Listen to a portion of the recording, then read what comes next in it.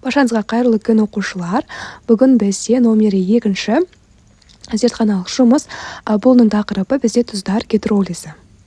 Енді бізге қажетті реактивтерге келетін болсақ, ол бізде калий хлориді, екінші зат ол бізде натрий карбонаты, үшінші ол бізде алюминий хлориді, алюминий хлор 3, төртінші реактив ол бізде натрий сульфиді.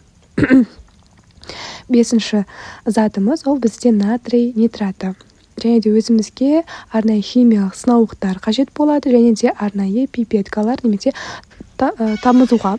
Енді бізде ең бірінші калий хлоридін аламыз, кейін оны арнайы пипетканың көмегімен химиялық сынауға салатын боламыз. Оның мөлшері өзіңізге қажет қана мөлшермен салсаңыздар болады.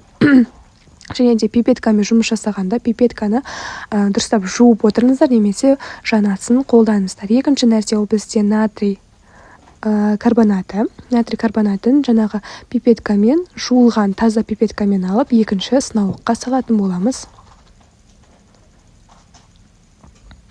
Өзімізге жеткілікті ғана мөлшерде қолданамыз. Артық мөлшерді қолданудың қажеті жоқ. Үшінші затымыз ендігі ол бізде алюминий хлорид. Алюминий хлор 3. Оны да қақпағын дұрыстап ашып, жаңағы пипеткамен, жуғызылған таза пипеткамен, сумен шайылған өз үшінші сынауыққа салатын боламыз. Өзімізге керекті ғана мөлшерді қолданамыз. Көріп тұрғандарыңыздай. Кейін пипетканы шайып сумен, және де жаңағы реактивтің сыртқы қақпағын дұрыстап жауамыз. Төртінші затымыз ол бізде натрий сульфиді, натрий 2С. Сіздер қышқылдармен, негіздермен жұмыс жасаған кезде өте абай болыңыздар, арнайы қауіпсіздік шараларын сақтаңыздар. Төртінші сынауықты құйып болдық, оның тығынын дұрыстап жабатын боламыз. Бесінші затымыз ол бізде натрий нитраты. Қақпағын дұрыс ашамыз, және де біз көбінесе бұл заттарды перчаткамен жасағанымыз дұрыс. Біз енді пипетканы алып, бесінші сынауыққа салатын боламыз, құятын боламыз.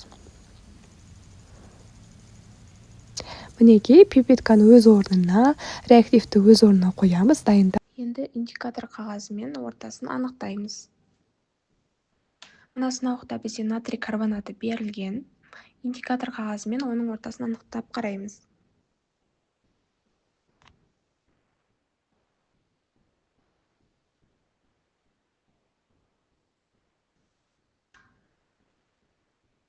Бұл бізде 11 сілтілік ортаны көрсетеді.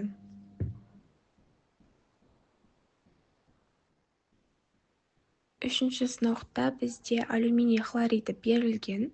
Оның ортасын анықтаймыз.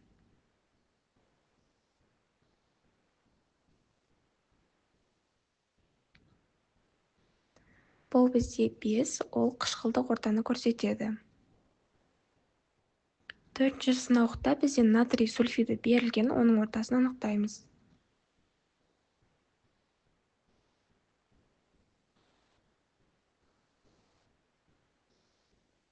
Натрий бізде сілтілік ортаны көрсетеді.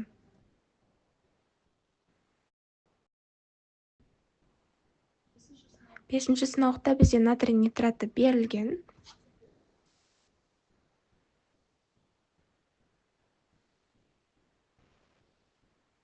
Бұл бізде 7 бейтарап ортаны көрсетеді.